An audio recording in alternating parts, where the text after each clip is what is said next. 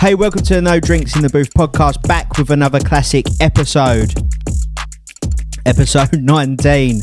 Shout out to everyone listening on Apple Podcasts and Spotify. Don't forget, leave us a 5-star review.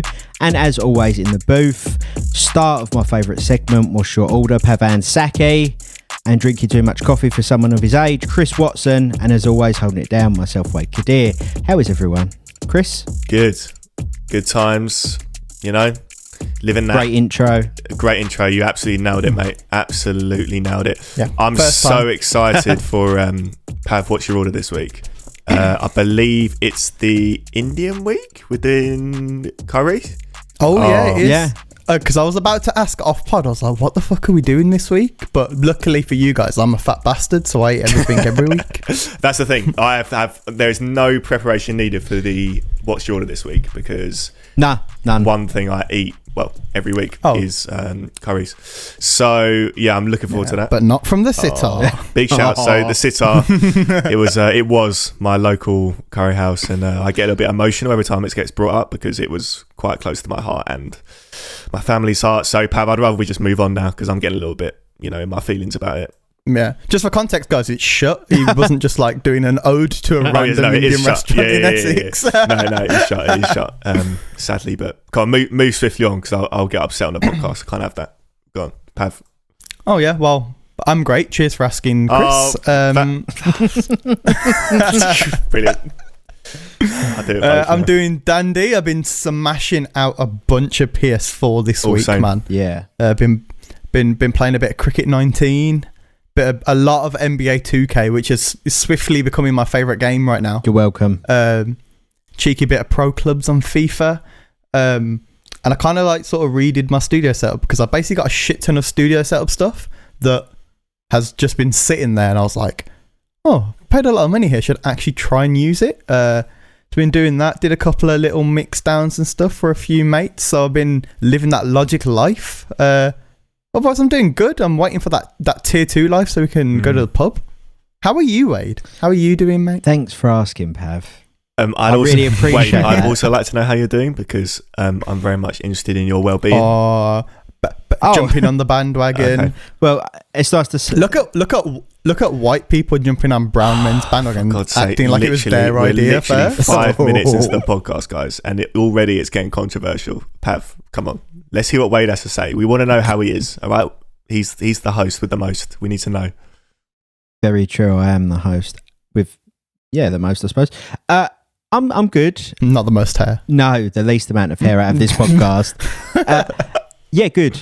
I've been busy. I've actually had a busy week, DJ wise, because I'm doing some stuff that no one's seeing because it's all behind the scene type stuff, and sort of personal stuff, so it's been good. Been playing a bit of 2K, like you, Pav, a bit of Switch.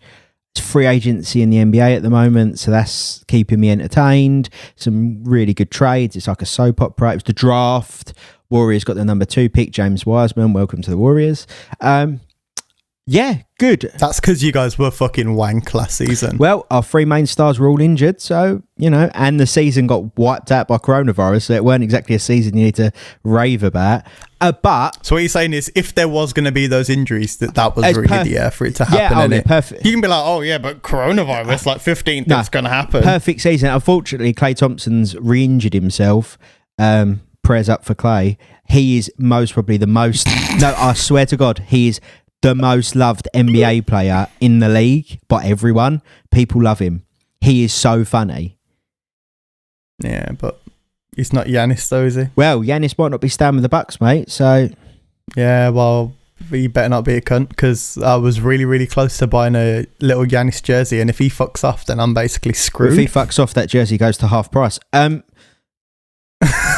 Yeah. So basically, other than the NBA stuff, I'm preparing a mix that goes out Saturday for Radio Chelmsford, so right next to Chris's house. Yeah. The actual antenna is on Chris's roof. He's just broadcasting it in his house. Yeah, half hour. I think I'm on about 8 o'clock on Liam Bones' show. I'll make sure the antenna's up for that half an hour, mate. Yeah, let me know when you're on the way. If you don't mind, yeah. Nice one. We all, me and you streamed Saturday as well. Pav was working, but me and you streamed. Well, I wasn't working. I was watching the cricket. Yeah. I should have been working. I love that. But India versus Australia, and Australia has like a different time zone. Don't know if you guys know. Yeah. And the games start at 3 in the afternoon there, which means I was a cunt who was up at 3 o'clock in the morning, watching until 11 o'clock in the morning, and then sitting there at 12 o'clock thinking, wow, half of my day is actually legitimately gone. Which is why so much 2K was played. Nice. Are you both streaming Saturday coming up? Yeah, I'm up for it. I love the Chris is like, yeah. No, I'm actually loving streaming. I think streaming's cool. I'm still feeling it. Yeah, I might fucking just jump in it while we're here. It's only going to last for a certain amount of time, I think. May as well jump in. Also, do you guys remember? Sorry, Chris. Do you guys remember there was that time? Chris, me and you had this conversation with Ben, and we were all like, "Oh yeah, post Corona, oh yeah, we're going to be jumping on the live streams just all the time. Like it's really cool. And then we all did a couple of gigs and was like, never. Oh, so streaming's fucking shit, isn't it? I'm actually really enjoying streaming. To be fair, I've invested in a decent kind of setup. I've invested in good lighting and everything, and I don't know, it's quite fun. I invested in a neon light behind me. Thanks. No, I've got an actual, and I've got a plant, and I've got a black cloth for my table. Got an actual proper filming light. I don't know what you call it, what the right term is, but an LED light. No, like an actual. It's on. I can't. Obviously, it's a podcast, so I can't show it. But it's like an actual light for professional video. And I think my streams look good. Listen, I don't want to burst your bubble, but I can see two big shadows right now. Oh, I'm not using it now. I'm using only when. You're not? No, I'm not using it now. No. But I use that, and then I think streaming is fun. Listen, it's keeping us DJing whilst there's no clubs, so I think it's great. Saturday, I normally watch most of everyone's streams that we stream with, including both of you guys. This Saturday I streamed and didn't watch anyone's because I was having to do other stuff like DJ wise. And it got to Chris's stream because you was on at 8, 9 o'clock. Yeah. And I was like, I'll put Chris's stream on. And I was like, nah, I'm gonna watch a movie. I was like, I can't do it. I literally, guys, everyone listening, that's how much Way supports me. I'm fantastic. Normally on your stream every week. You don't even ask him how he is. Well, now I know. Well, I'm not going to now. We can see clearly no support. Oh, so that's a change. Well, behavioural changes. Normally I'm on both Pav and Chris's stream, depending on their time. But I was like, I need to chill out. I've been listening to music since 12 o'clock. It's fine. Playing stuff, doing mixes, sorting out bits, having music loud for a good 8 hours. And I was like, I don't want to listen to any more music. Okay. I thought had enough. You think your friends are there to support your music, and turns out just like everyone else. Depending what time you're on this Saturday, I will be on your stream. If it's 8 o'clock, no chance. Okay. Right. Okay. Well, because I'll be live. He's got a fair point. I'll be on the radio, so. Yeah. Fair enough. That's okay. Have a nice evening. It's a very valid point there. I was hoping I could be part of it musically, but it's fine. You can do other things, mate. Well, it's fine. Well, look, we spoke about this quickly off podcast. There's two options for my guest mix of half hour. One is to be really cool and trendy and play a load of hip hop and house, or the other one is to just play some really feel good, little bit cheesy records and some edits and remixes. Thoughts? Go on. Well, I think you should go for the just feel good edits and remixes. That's a lot more fun than just house and hip hop and chart stuff. Do something different. Do something crazy different that's going to make you stand out. That's always my motto. What do you think, Pav? I think you should just play whatever the fuck you want while you're making it. Well, put it this way. So it's a half hour mix, and I sorted out my crate for it, and it's got 38 tracks in it. Yeah. Sounds about right. Yeah. Because you're going to do your little switches and a couple of little bit of juggling or something. You're going to mix it up somehow. So it's kind of got to be done. He knows. Actually, there's about 10 more tracks that are getting put in. But Yeah, it's got to be done. Yeah, I think it's going to be a big. Wait, where can people listen mashup to this set? Can they watch it online or listen to it online?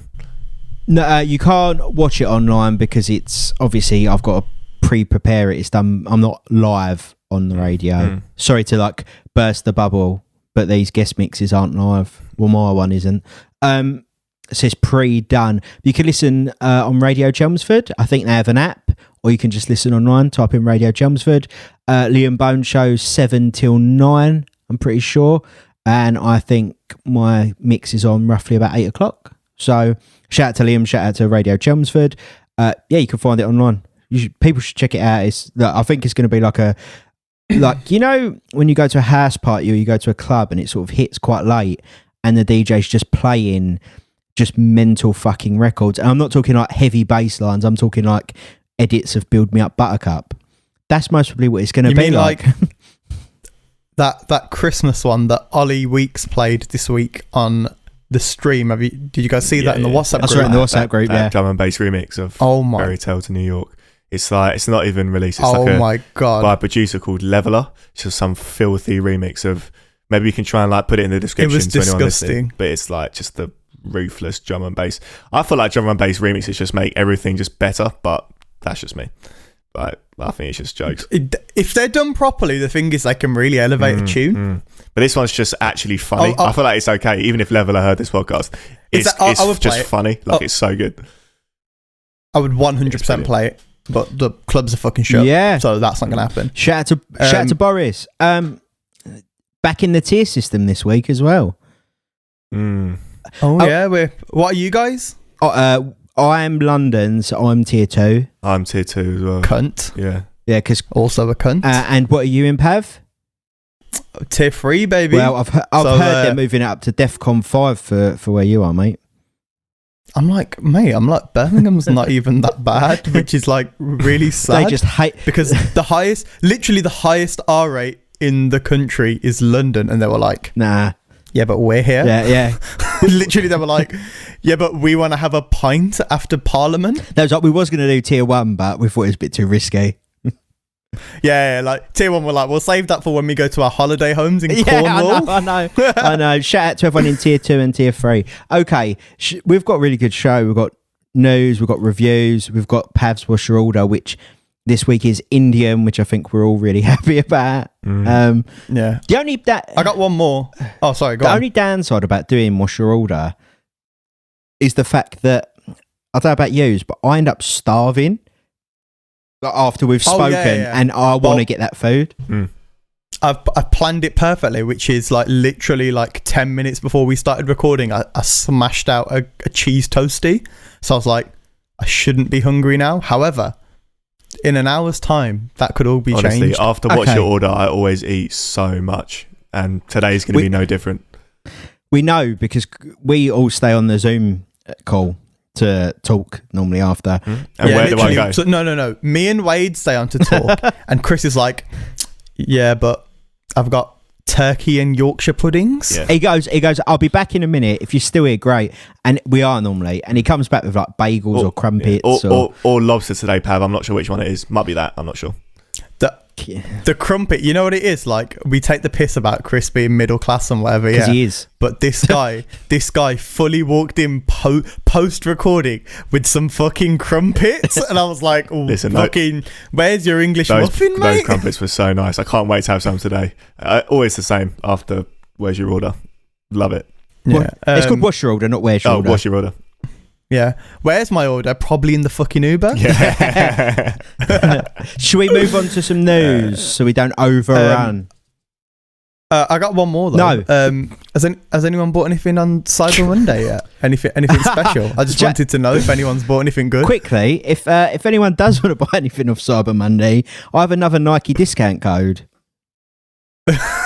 Which is you get 25% off everything, including sale, full priced and sale. Obviously, there's some exclusions, and the code is Shine 2020.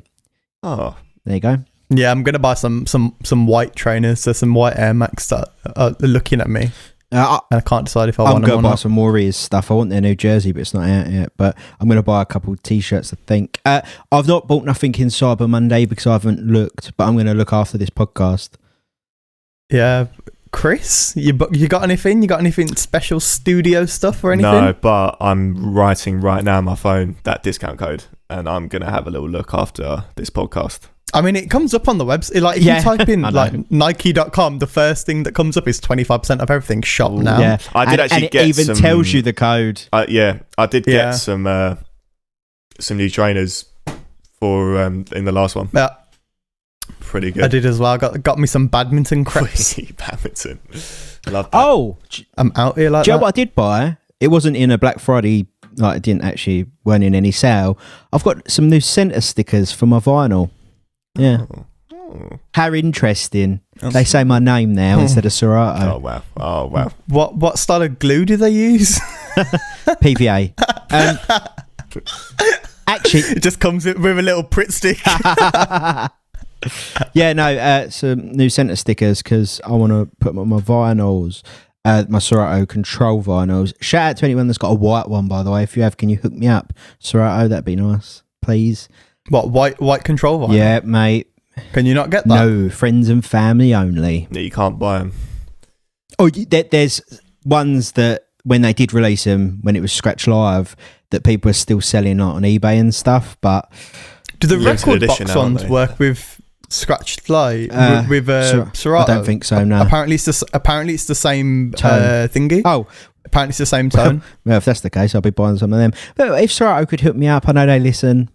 They don't, but do they not sell any white vinyl? Is that a thing? You can get I can get them made. You can get vinyl made that have anything on, so like picture discs or. But it's like £50. Like it's quite expensive to get vinyl pressed. Yeah, it's £70 for a pair, which I think's quite steep when I just want white. So yeah, are you looking to see if I can get any? I'm like searching Let's get into the news and just search the whole podcast, please. And if you find any significant places, then we could talk on or off podcast about getting some. Yeah. Let's go, man. News time, baby. News. Okay, first story is everything that's been happening with Dutchavelli, Krypton Conan, Princess Dimes, and Stefflon Don. Pav, you have the backstory and all this, and you explained it. Yeah, it's a really good time to be like, yeah, Pav, can you see if they sell white vinyl? But also, Pav, can you do the news? Pav, can you multitask? Let's go fuck this. So, it's a bit mad. I mean, basically, the crux, I'll give you the little TLDR. Apparently, Dutchavelli's a nonce, which is not helpful in any way. Like, we spoke last week about musicians and crime, and yeah, they're not fucking helping themselves. This is next level crime. Yeah, it's just bad, isn't it? So there were some leaked DMs with Conan and Princess Dimes. Not leaked, actually. He posted them, and she was like, "Oh yeah, it's all cool. Like, I didn't mean to offend you and this and that." And they squashed whatever beef. And I was like, "Sorry, what's the beef?" So to back up, because obviously I know. Let's rewind. Part of it, Chris knows sort of part of it, and people listening might not know none of it or all of it. So, Dutchavelli had his Instagram DMs leaked. Yeah, he's had his Instagrams leaked a couple of times in the last couple of weeks. This leak was him talking to a underage girl. She was like 14. Okay, right. Yeah, which Shocking. is terrible. Very bad. Yeah, it's not the one. Let's be honest, as a big man, even if it's 16, it's still nonsense. And I know this is obviously a really stupid question, and you'll most probably answer it very quick. I'm assuming he knew she was underage.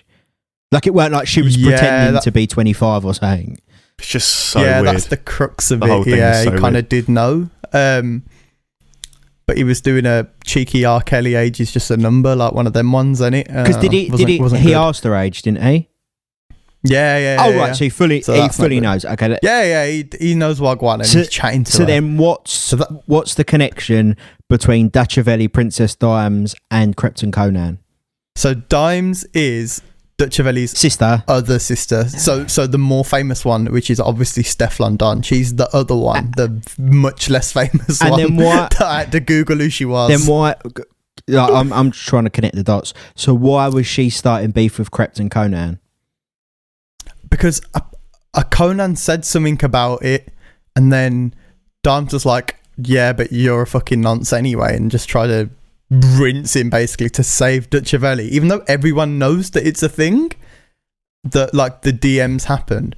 And he was like, well, that's obviously not the case. I'm definitely not a nonce. Well, I saw on his Twitter that he was like, yeah, I'm getting my solicitors involved. So I was like, yeah, he was like, I'm definitely not a nonce. And having seen his game on Does the Shoe Fit, I can confirm that's not his thing.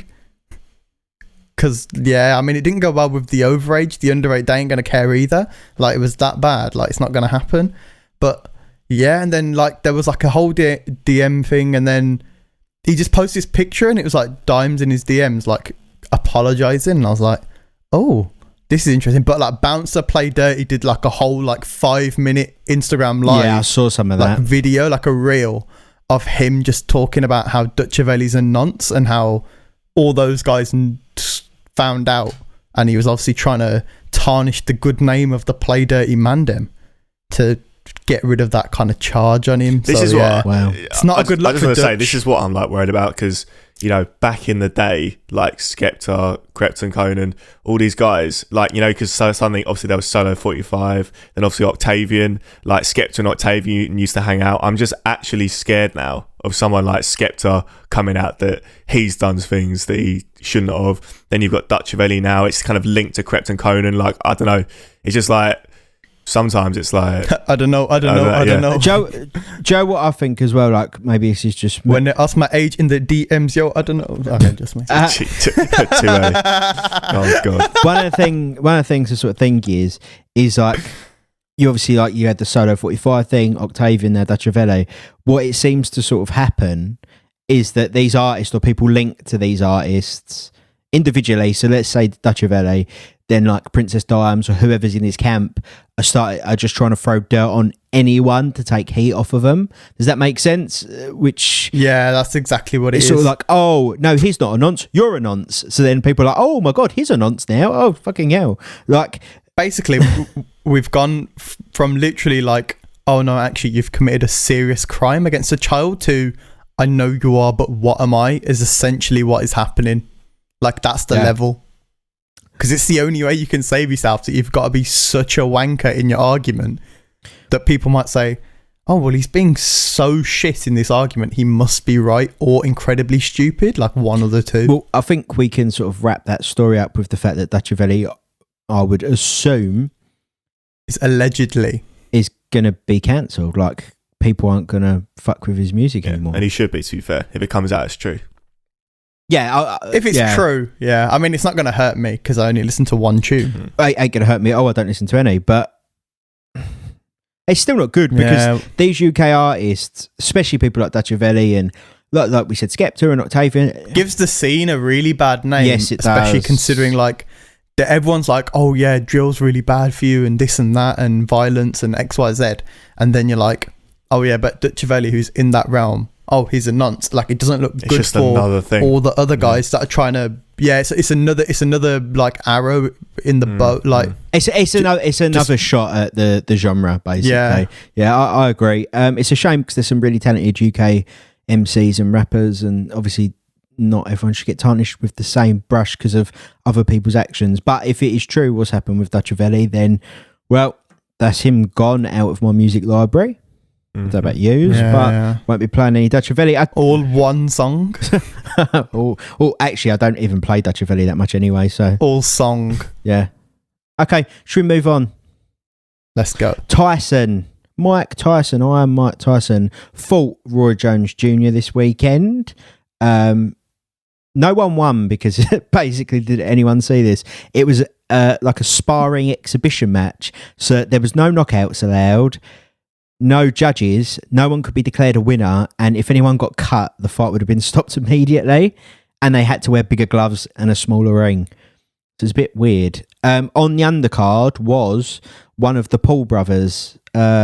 Jake Paul, the one that's a cunt. Yeah, that one. And he fought Nate Robinson, formerly of the Chicago Bulls and New York Knicks. He beat the shit out of him, didn't he? Which is a shame because I absolutely adore Nate Robinson. as a person and as a player. I'm just going to pretend it didn't happen because I really don't like. Which Paul was it? Jake Paul. Don't like him. So yeah, he's a prick. So yeah, that it was really weird. The winner from this whole weekend of the fights was Snoop Dogg, surprisingly, because he did commentary. And he was fucking It's just who hilarious. you want doing commentary. He was saying when Mike Tyson and Roy Jones Jr. was fighting, he was like, oh, it's like my two uncles fighting at a barbecue. Like, he had so many one-liners. So funny. It's quality. I would suggest anyone listening, or used to if you've not seen any of it, just look at bits of Snoop Dogg's commentary. There's loads of it on Twitter and Instagram. He is hilarious. And he needs a commentary job because he's commentated on the NBA before and been amazing. He's obviously commentated on ice hockey, and now this. Snoop's moving into that realm of just being a colour commentator. Yeah, Snoop's who you want. Snoop is just who you want because he's just funny, but he actually also understands it because he's like an industry guy. I'll be honest though, like I didn't watch it because I was watching the cricket. If I'd spent 20 quid on that, fuck me, would I have been pissed. Especially considering they kept adding all these rules. Like, okay, it's an exhibition match. All right, fine. Okay, slightly smaller ring. Okay, I can accept it. They're like 50. It makes no difference to me because I don't. It's not like football where the pitch is smaller. Like, yeah, I would see it because I play football. I don't box, so it makes no difference to me. Slightly heavier gloves also makes no difference to me because I don't get into, like, no one's punching me up.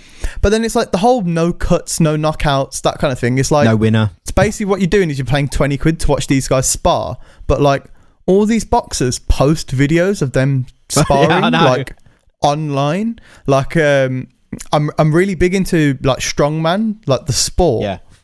And obviously there's a strongman fight that's happening next year between Eddie the Beast Hall, who was Britain's Strongest Man for like 10 years, and World's Strongest Man 2017, and then he retired after, and Hafthor's Julius Bjornsson, who is the Mountain in Game of Thrones, and he's like 6'8", 200 kilo of beast. Also ex-basketballer as well. A lot of people don't know, but them two are fighting next year in Vegas, and 3 times a week they post videos of them sparring or doing boxing training. That is more worthwhile watching than watching 2 ex-world heavyweights have a spar for 20 quid. Yeah, I was really excited. Like, what's the point? About seeing Mike Tyson fight. And Mike Tyson did really well, but the whole thing become pointless after all them rules. Chris, any thoughts on the boxing match that was recently on? I just saw, like Snoop Dogg said, I just saw loads of tweets, people like, oh, it's like 2 of my granddads fighting or something, all this kind of stuff, which was like crazy. But I guess Tyson must have done it. He must have got a massive paycheck for it. So, but yeah, yeah, they got $1 million each. Well, not bad. Plus pay-per-view. Should we all do like a charity boxing match just for £1 million each? I'll do that. I'd knock out Chris for free. 500k, I'll do it. Can you imagine? Really? Can you imagine? It should be us 3 versus another podcast. That'd be cool. Ideally one we could win against. Yeah. Talk over, we're coming for you. No, I'm joking. Obviously, Pav, like me being a Tory, I'd just send them like a lawsuit or something. I wouldn't fight them. I'd just like take them to court. Do you know what I mean? Oh, I can't. I'm definitely. I mean, I have a law degree. That's also true. Yeah, unfortunately, I can't fight either due to medical grounds. But Pav, we support you. We're all the way. Why can't you fight due to medical grounds? Huh? You said you can't fight due to medical grounds. Yeah, I can't. Yeah, it's a genetic thing. Why can't you Don't fight? What medical grounds? Because he's short as fuck and will get battered. Because I'm 5'4". I think I come under the fucking regulation. And I don't think there's a regulation, but if there was, that should be like if there's like a thing where like if you know like when they get in the ring and they'll pick up one of the ropes. If you got to pick up all 3 to get weighed in, then you know it's a problem. I just roll in under the bottom one. Like I can't fight because I have arthritis. Like Rey Mysterio. Yeah, what a legend. I have arthritis of the knees. I have asthma. Basically, I can just make up whatever the fuck I want to say I can't fight. I'm not a fighter. I'm more of a, You're a lover. like a comic. Are you a lover? Yes, Chris. Well, I think I'd be better as, maybe a commentator on the fight between you two, or one of you's fighting someone else. No. So I'm just saying, I'll be there to support emotionally, Why physically. Is this a thing now? Me and Pav potentially fighting. Why is this a thing? Pav, do you want to fight? No, not used to against each other. Used to versus a different podcast. Right. No, we're back in. We're going in the same camp, mate. Okay. We're there. Right. Chris is just full of like love, not war, and no drinks. Unadulterated rage. Yeah, just fight everyone. We could go. Chris is like, fuck it. If I have to hit an Indian kid, let's go. Look, I'm not being funny. We could fight another podcast, not another music podcast. We should fight a different podcast that's of a different genre, maybe a comedy one, or something. Like that. I'll be honest. Political. I feel like playing a. I feel like if we just played them on a bit of 3-on-3, we might have a better chance. Yeah, we could do that. Okay, let's move on. Last story of the news: the Grammys recently went by last week, and The Weeknd got snubbed completely. He was not nominated at all. There's been loads and loads of stuff floating about The Weeknd being snubbed. Drake posted something. Chris, I know you sort of delved into this, so I'll let you go.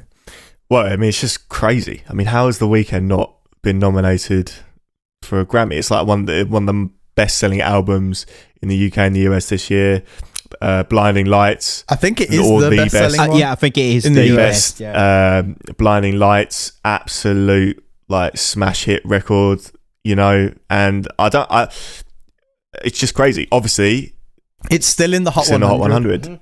And it was released 7 months ago, which kind of doesn't really happen too much in America. Only good songs stay in the top 100, in the Hot 100 for that long. It was released so long ago, I actually played it in a club to people.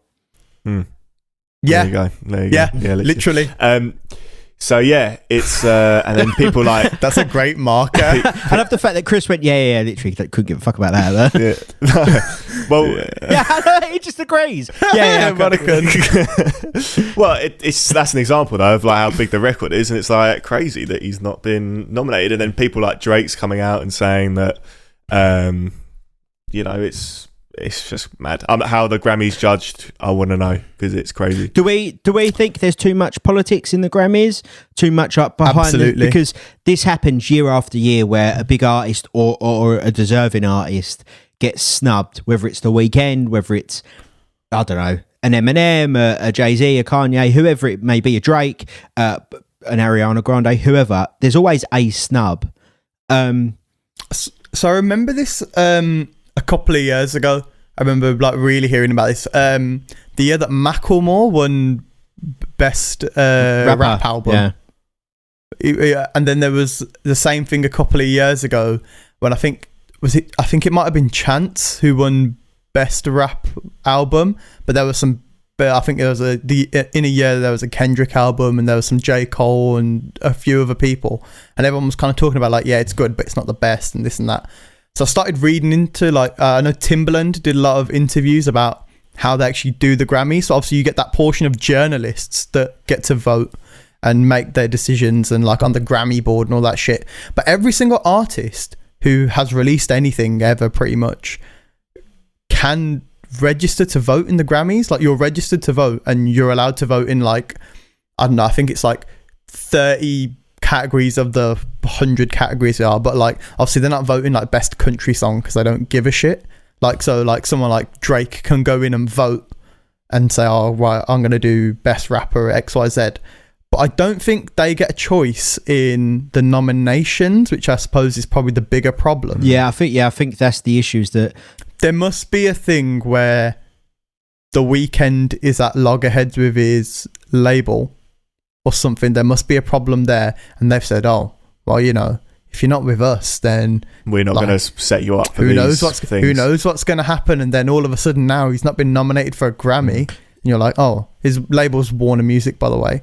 But it's one of those where I think these label guys don't realise that actually if he fucks off, he will still be absolutely just as successful. Well, he will now. Now he's done what he's done. He will now.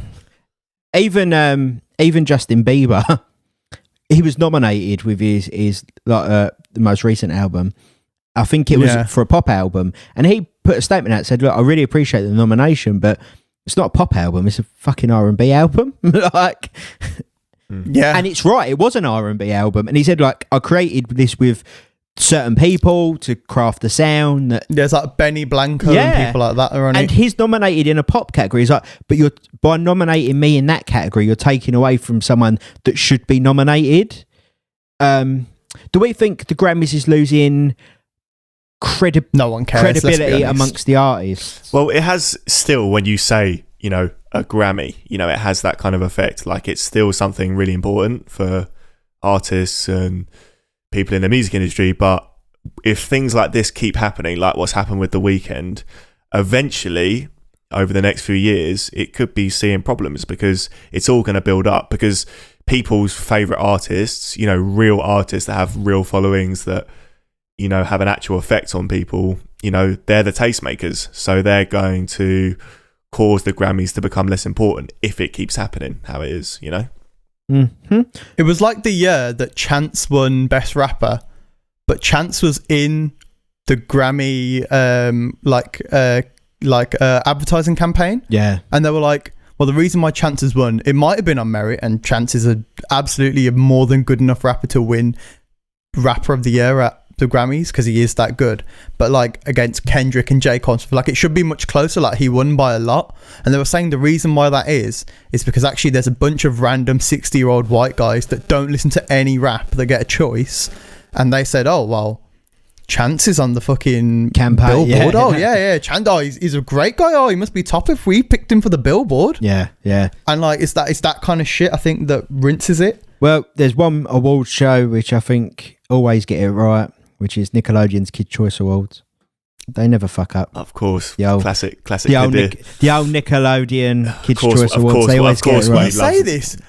I read something today. So, do you remember the show Victoria Justice? No. Obviously the one which is the one that made Ariana Grande famous. That was like the famous show on Nickelodeon. Yeah, I never watched it. And Victoria Justice is a singer and was on there.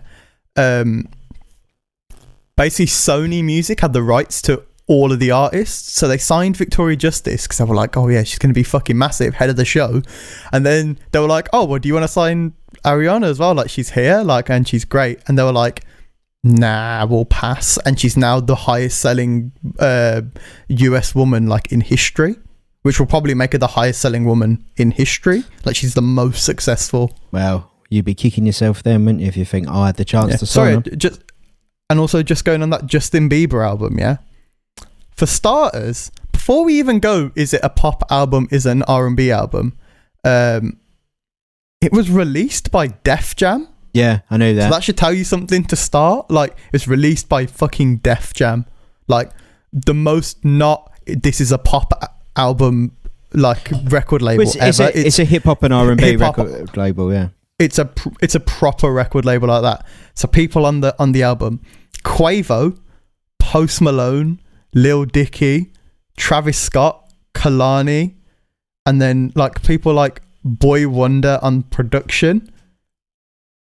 Like, yeah, it says it. They just it's an R&B album. Like, they looked so at Justin much. Bieber's old brand, and then they just assumed it would be the same thing. That's just what's happened there. Like, most of Justin Bieber's stuff, in fairness, is like more R&B-ish. It is now. Like, after he made the Sorry album. Yeah. Like, that was pop, but it was like, it's like half and half. It's what they call hip hop. Yeah. Where it's like in the middle. I agree. And that was perfectly fine. I agree. Okay, should we move on from the Grammys and stuff and the news? Because that is everything for the news today. Wrap that one up quick. Yeah. Whoop. Let's move on to some reviews, yeah? Let's go. Okay, as always, you can listen to all the tracks we talk about in the episode on Spotify, in our Spotify playlist, and equally our YouTube playlist. You can check out all the videos, lyric videos for the tracks, and some of them are well worth checking out. And equally, make sure you check them all out on Spotify and YouTube. Okay, should we get into the first track? No Time for Tears, Nathan Dorr and Little Mix. Chris. Well, big shouts to Nathan, because he is one smart guy, and it's only getting bigger for him. I mean, KSI was like, wow, that's a big collab for basically just like what her originally was, and this is no disrespect, just like a holiday resort DJ. You know, I've DJ'd with him quite a few times. Like, top guy, used to play my music. That's the time when he was doing like Zante and club kind of holiday destination tours. Then now collaboration with KSI, mad huge, and then Little Mix, huge. Like, yeah, it's just mad. And now Chris is gonna give him a 1 out of 5. no, it's cool. Like the record's cool. 3 out of 5 drinks for me. Big shouts to Nathan Dorr. Okay. Well, I know everyone's waiting for me to say. Do you want me to go first? What I think? Because I'm happy because mine's very uninspiring. No. I know I just know, obviously, pre-pod we were chatting about this, and Chris was like, "Oh yeah, you're just gonna fucking big him up," and I'm like, "Yeah, but he supports Villa, and he's a DJ. I support Villa, and I'm a DJ. Like, the synergy is there." Oh, unfortunately for me, what likenesses you have there? You know, I've been to Villa Park. He's been to Villa Park. You know, he plays on Pioneer. So do what? Like, we're here. We're out there. Like, we're twins, basically. You look very similar as well. Yeah. If Nathan Dorr dyed his hair black and got a tan, we have to get a lot of tan. He looks like if he goes for a tan, he's going tomato red. True. Back to the song. Sorry, Pav. I'm not sorry to interrupt, mate, but I just want to say on the pod, I've talked to obviously a lot of like my DJ friends, who obviously have DJ friends. Pav, you're not one of them. I've talked to. Is there a point? That's because I'm not a DJ. Not a DJ friends, is there a point to what you're going to say? And you know, a lot of people, you know, have played with Nathan in like clubs and stuff, and I'll be honest with you, I'm not going to name names, but they've been hating on him. Like, they've been hating on him, like, oh, he's not a proper DJ, you know, he's like, oh, his music's like not all that. And do you know what that is? That's just because he comes from the same place you have, and he's doing much better than you, and I just see it, and he in made like it. So many like people. Yeah, I just want to say that because I just think that's the wrong attitude to have. Because by that logic, I should hate James Hype, because James Hype used to play Rosie's in Chester for like 100 quid a night, and now he's a megastar. So the fact that I play sometimes Rosie's Birmingham for like that kind of rate, I should basically me and James Hype, mate, we got beef. That's just well, I'm what just it saying with the Nathan Dorr thing, is like, he comes from a scene that you're in, so you should big him up. You know, you should be doing the opposite. But sorry, I just sorry, Pav, I interrupt you in your review. You crack on. I love the fact that Chris went off on like a monologue. Yeah, well, it has to be. Yeah, I just feel like an ode to Nathan Dorr. I think it has to be said. You might disagree with me, but that's how I see it. You know. Yeah, that's cool. But just try taking his cock out your mouth now, and let me do the review. I'm speaking the truth. I thought he was going to say, "Listen, I'm speaking from the heart." Okay, can we get back to reviews? Otherwise, this podcast will be 4 hours long. Okay, I gave the song a 3 out of 5, and the reason why I gave the song a 3 out of 5 is because I thought Lighter was better, and I thought Cheating was also better, and I also thought Flowers was better. But the biggest problem I had with the tune, I don't feel like having Little Mix on the song improved the song by having them on, because they are good musicians and good singers. In fact, they're great. I like a lot of their music. But having Little Mix on there as opposed to having, I don't know, Ray on there, or having like just any singer, like if you chucked Ella Henderson on there, it would have been just as good. Mm-hmm. Like the singing bit made no difference because it was simple melody. Like it was a classic commercial house dance tune. The one other thing which made it not get anything higher than a 3, because I still like the song, is when I was listening to the tune, like on the breakdown, like the build-up bit before the drop, the bass line is kind of similar to all the other tunes. It sounds like the same sound, and I was like, okay, I get it's Little Mix and you've got to keep it like that. So I'm gonna give this one a 3, but I'm hoping on the next tune he's mixed it up a little bit. But I respect it because, like, man got a Little Mix feature, who this week became the highest selling girl group of all time. So I got to back him like that. But 3. Okay, No Time for Tears, Nathan Dawe, and Little Mix. Yeah, I sort of agree with everything you said, Pav. If it didn't have Little Mix on it, would it make a difference in terms of how good the song is? Nah, I gave it a 3. And to be honest, the only reason I didn't give it a 2 was because I think the production's good, the production's tight. It's a pop record, which is great. It's a good slice of pop record. But bear in mind, Little Mix have the power they have. It doesn't have that power in the record. I'm happy for Nathan, but for Little Mix, it's just like, well, it's just a record we put out. Like, it doesn't feel, I don't know, like an authentic collaboration. I don't know if they already have a higher charting song in the charts right now. Yeah, like I feel like if you put Becky Hill on it, or Mabel or Ray or any of these people, it would do equally as well. It doesn't have that Little Mix power behind it. Nothing wrong with it. It's a good slice of pop, but I think it might end up being a filler and forgotten. And yeah, you're right, Nathan. All Nathan's previous tracks I think are better. And he's just released a really good remix of James Hype's I'm Afraid, like a 2-step style remix, which is banging. So yeah, 3. Yeah. Okay. I'm just looking at I was just looking at the charts, and there's a lot of similar songs that are like taking the higher spots. So I can't see like KSI and Craig David is sort of in the realm. Do you know what it feels to an extent? Do you know what it feels like? And this is no disrespect to Nathan Dawe or Little Mix or anyone really. It feels a bit cookie cutter. Feels a bit like this is a pop song. This is a pop song. This is a pop song. Yeah. So what I'll do is I'll chuck the fucking the piano in. Yeah. And stick the bit like it's one of them. As in all of his previous songs have been better and felt more authentic. And it's a really good collaboration for him. I just feel like for Little Mix, it just doesn't seem to have the power behind it. But let's move away from that. Okay, so it's 3 out of 5s all round. Wow. Yeah. We agreed. Graveyard Shift, AJ. That was, what the fuck was that? Was that you? So I was going to talk and then you started talking and I was like, oh shit, let me shut the fuck up. It just sounded like a dog yapping. I was like, the fuck's this? do you have a point? Go on, you can. This is going to be a long podcast anyway. So I'll be honest, I can't remember now, so you just carry on. Okay, Graveyard Shift, AJ Tracey featuring Slow Tie. Pav?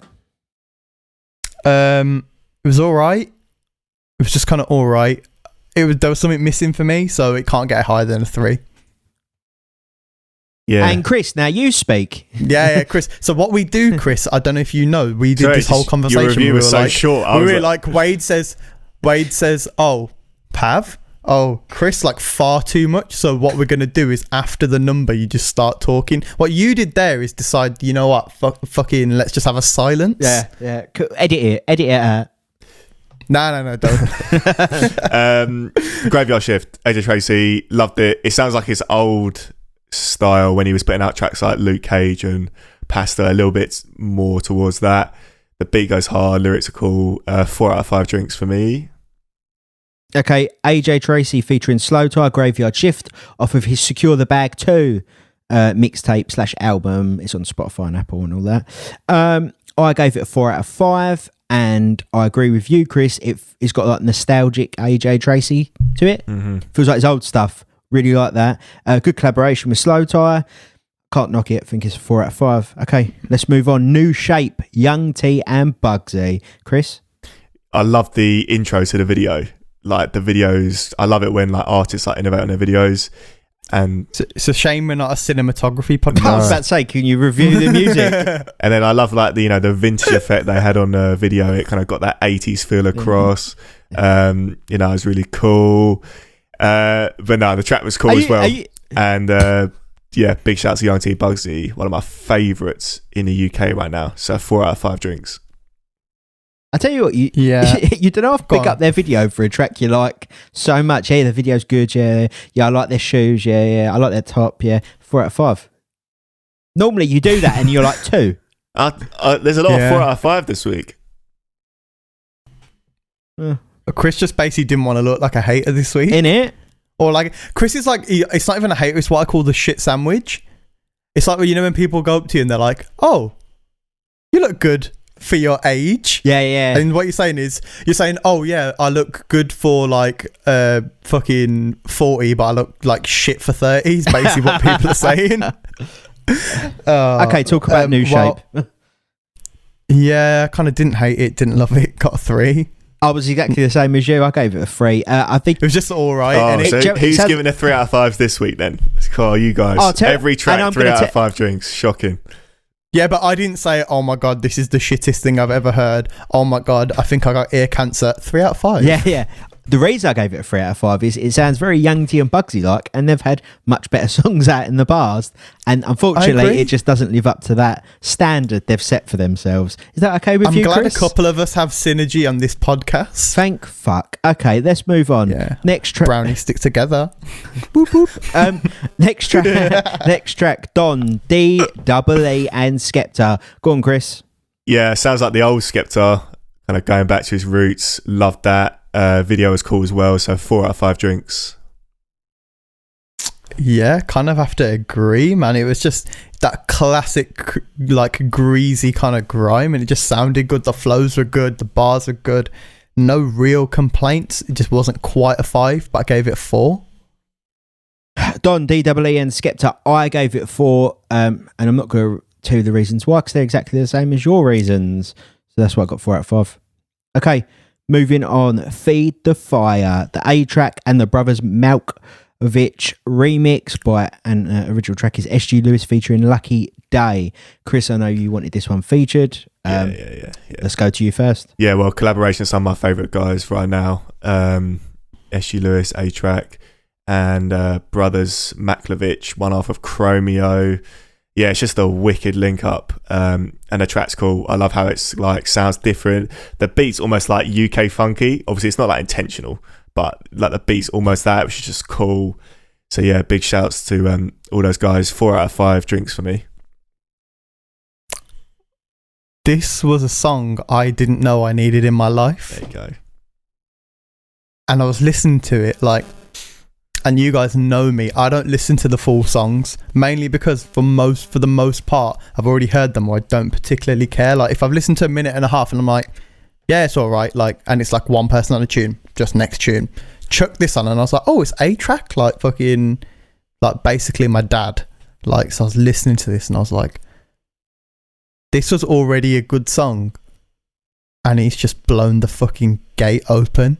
Like the production for me is like really, really good. It's like right up my lane.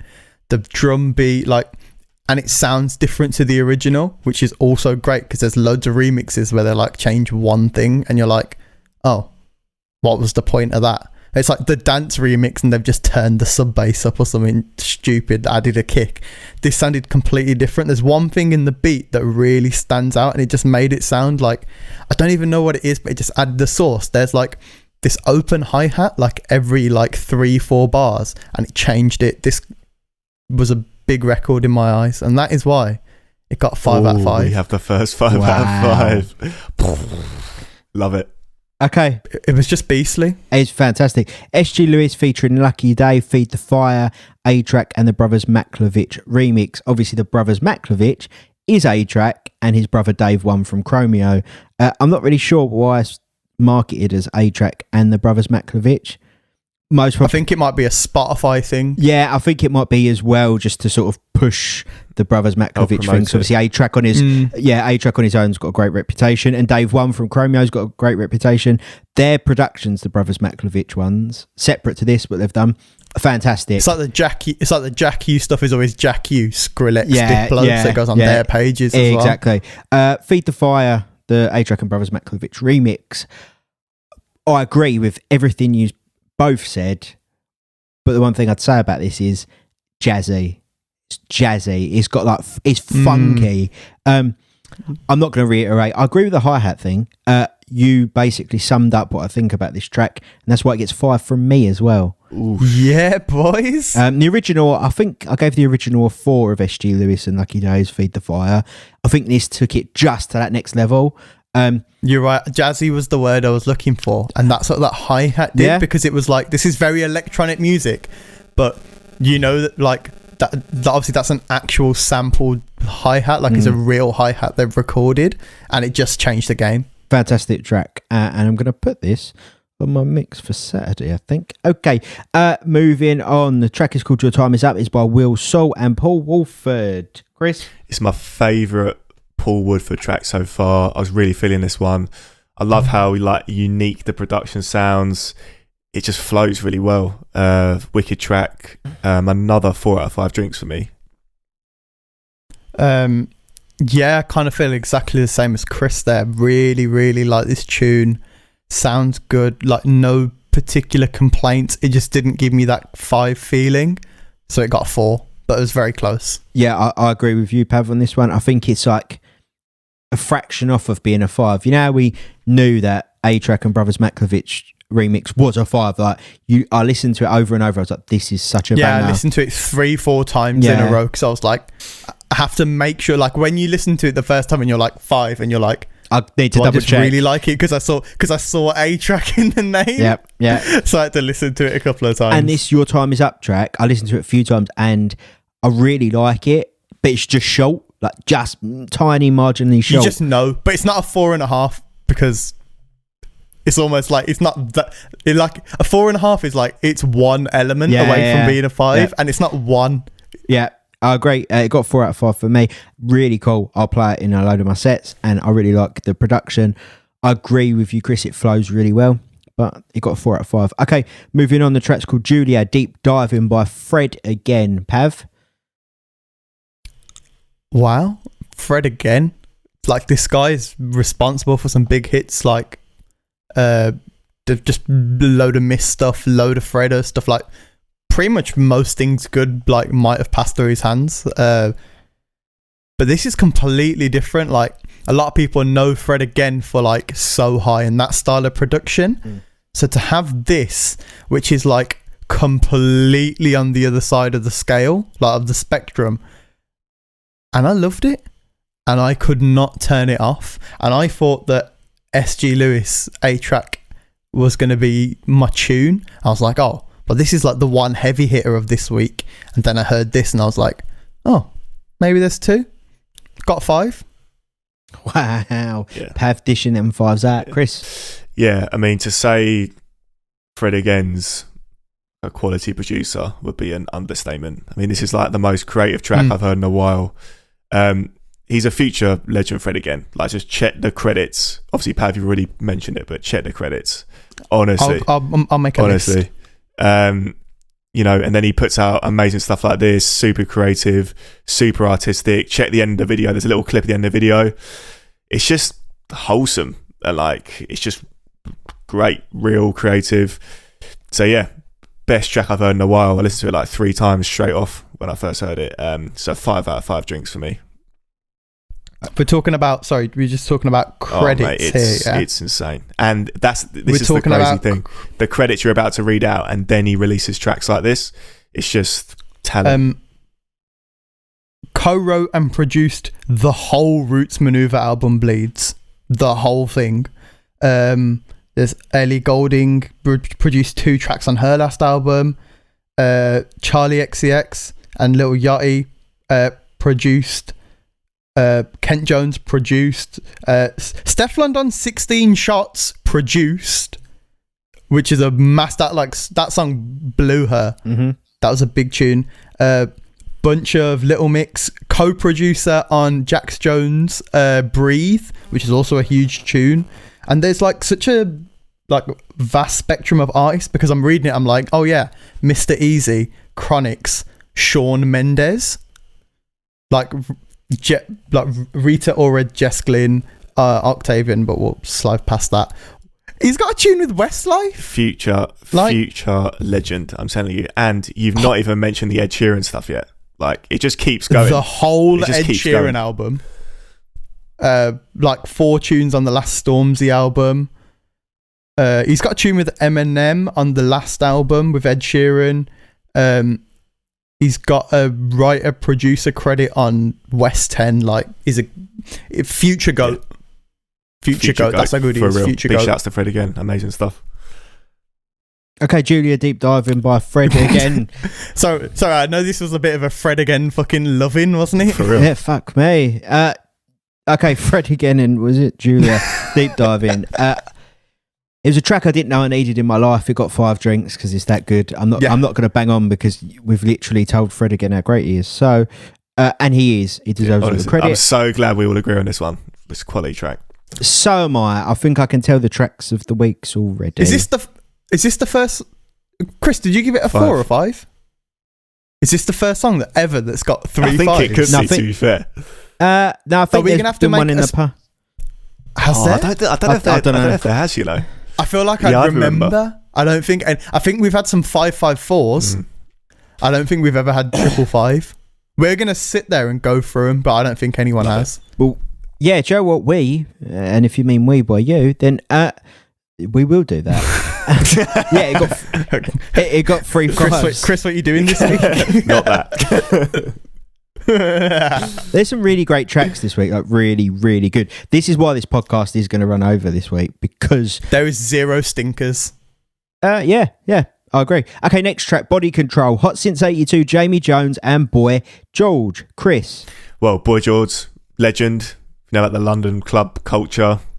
Just tell me about the track. I'm just giving a bit of backstory for the listeners, Wade. Don't need backstory. They know who Boy George is. We've just done half an hour of backstory. Oh, we love a bit of backstory though. What are you trying to do? Look, quickly to start. I'm just warning you and people listening. This is going to be a fairly long podcast. Yeah, no. We need to hurry it up a little bit. To be fair, right? 4 out of 5 drinks. Wait. 4 out of 5 drinks. Body Control.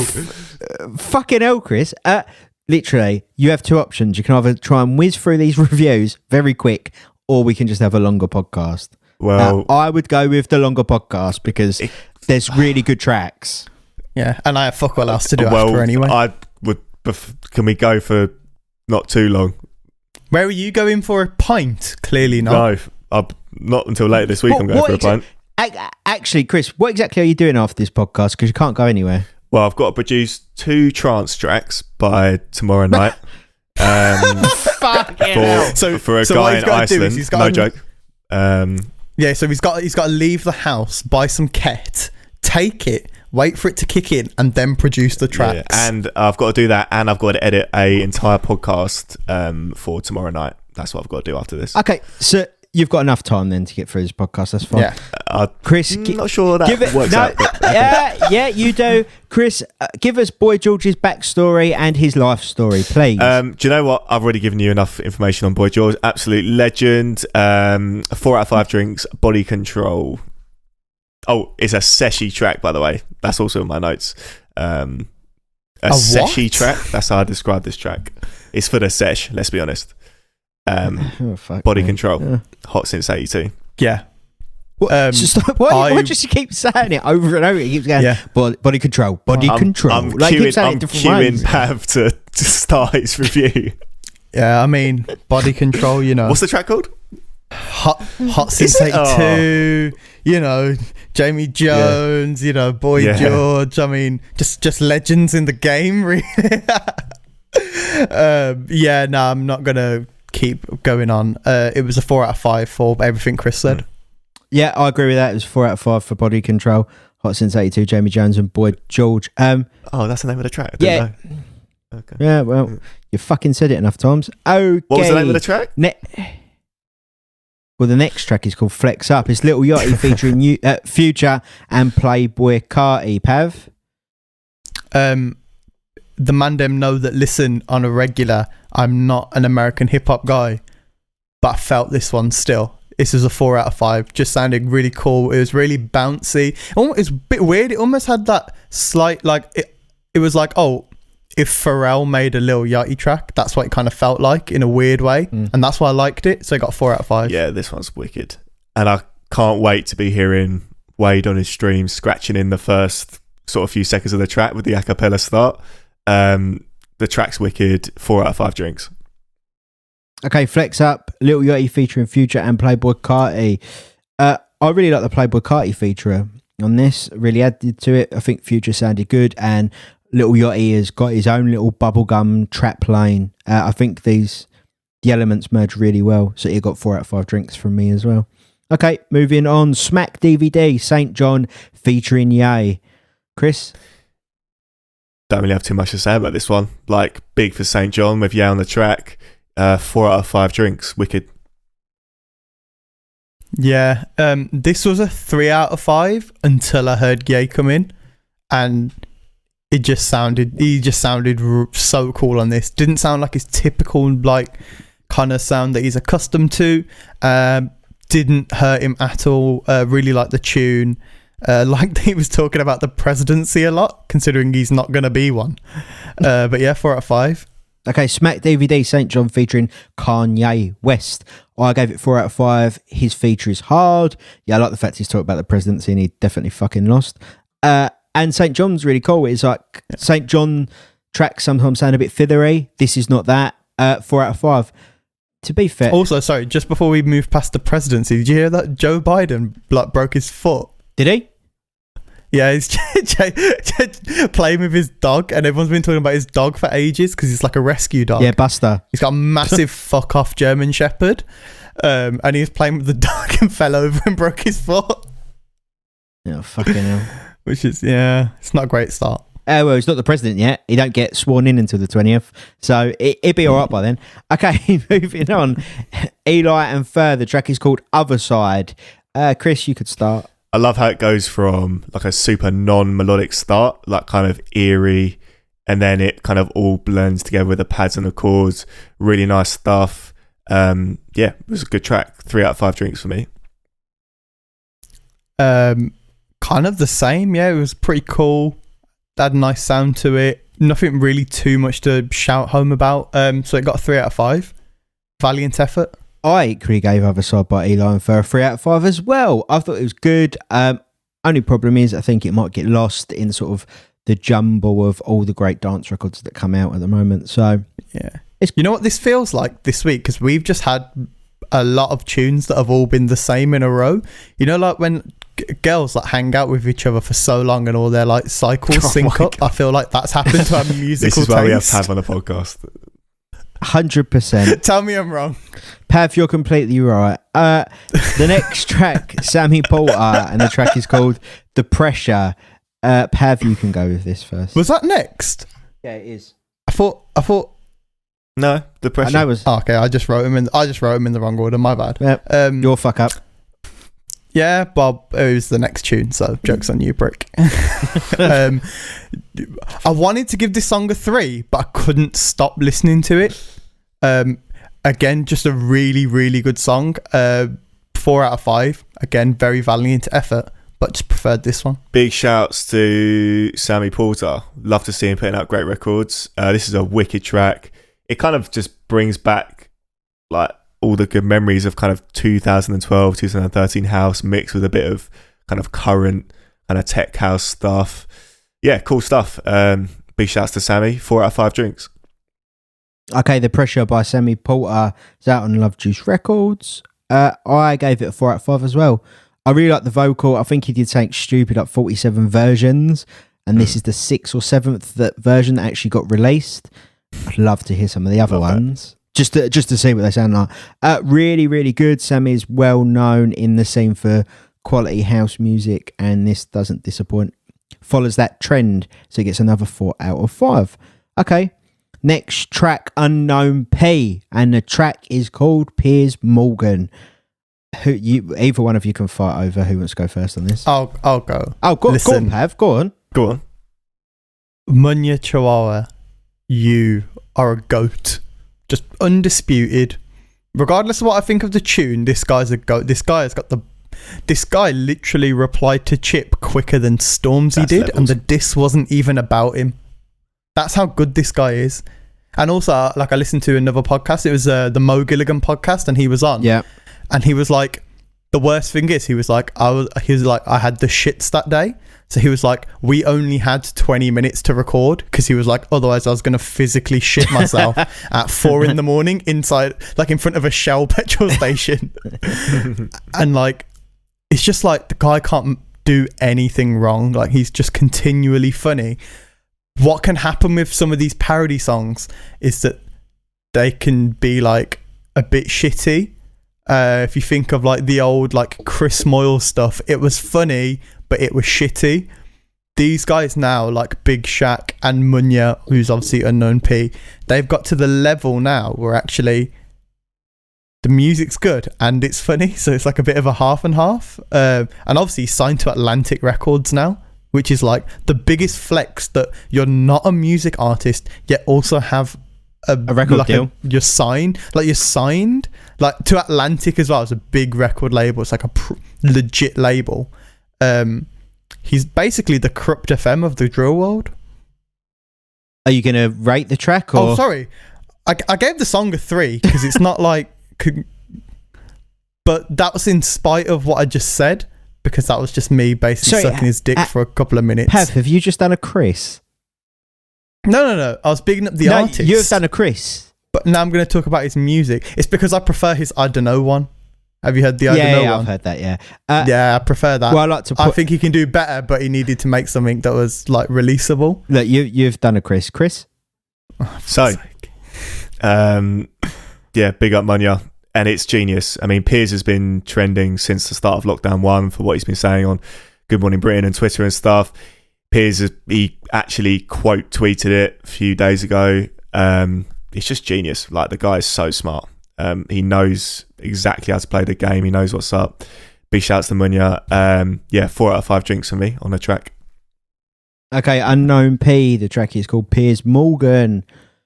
I gave the track a 5 because in terms of parody or comedy songs, this is one of the better ones because he actually has bars.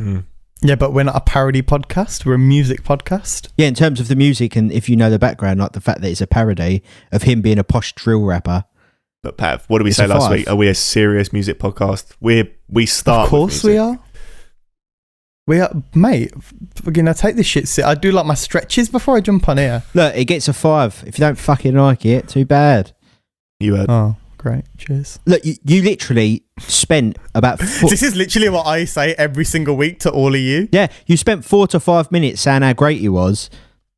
I'm backing that up. And he gave him a 3. I'm backing what you said up doing that with the podcast. Imagine doing that on the podcast. Watson. Shocking. Yeah. Why would you do that, Pav? Honestly. Yeah. Okay, it got a 5 because I think in terms of being a comedy song, which we know it is, it's quality. He actually has bars. The production's tight. Yeah. You could put any fucking drill rapper on that actual beat. Like it's and he would still have the best verse as well, exactly, which is the problem. That. So there you go. That's why it gets a 5. Last track, guys, took a while today.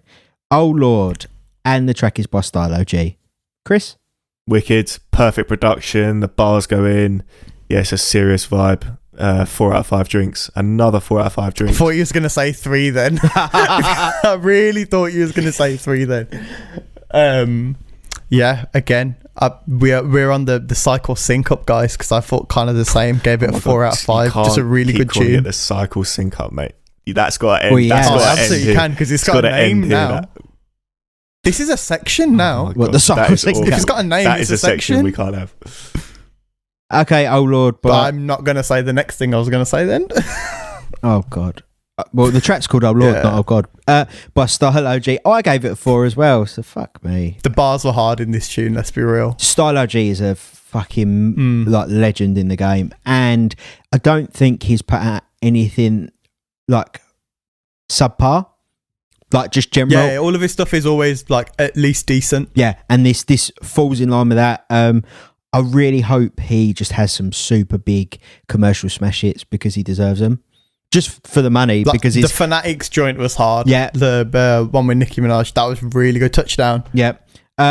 He's really big in like Jamaica, huge. Obviously, but I think he's like in his section like Canada. He's quite big. Yeah, because they got a big Jamaican population. So it's just he needs to break it here and it like top level because he deserves it. 100%. That's all the reviews, and as always, don't forget you can listen to all the tracks we talk about on our Spotify podcast, No Drinks in the Booth. Artists and playlists are the same name. You can watch all the videos from on the YouTube playlist, and some of the videos are definitely worth watching. That is everything. That's the news. That's the reviews today, boys. Woo! Wow. Shall we do Has anyone got anything to say? I was Shall we had quite a big discussion at the start of the podcast, didn't we? I'm not sure if there's anything else we want to say. We should talk about one more thing that happened this week, which is obviously the big man Mist shared the old podcast. Big shouts to Mist. Big man Mist. Well, big man like Mist, my Birmingham brother. Pav's really excited about that, but it's a good thing. There's two things to talk about. One, I really like the new format of this because we've reformatted this podcast by accident today. Yeah. Basically, what happened was we essentially just ran out of topics and we were like, shall we sit there and work out some really good topics or shall we just chat shit for an extra half an hour at the end of the podcast? Chat shit. Bet you can't guess which one we picked.